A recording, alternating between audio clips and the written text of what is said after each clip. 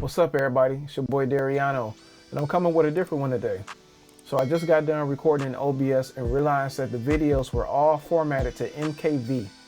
Final Cut Pro doesn't recognize MKV. So I'm gonna show you how to convert your MKV to MP4 using OBS.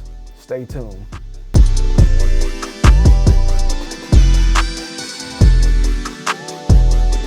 All right, y'all, so this is what we do. We go to our save destination for our videos from OBS. Mine is my videos folder.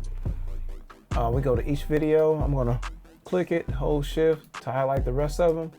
I'm gonna go back over here to OBS, go to files, go Remix recordings, and this will pop up. All you do is drag these right in here. See MKV, target is gonna be MP4, hit Remix recordings or hit Remix. Boom, y'all, it's done that fast, y'all. You can't tell me that ain't cheap. Hey, share this with somebody else that this will help. All right, peace.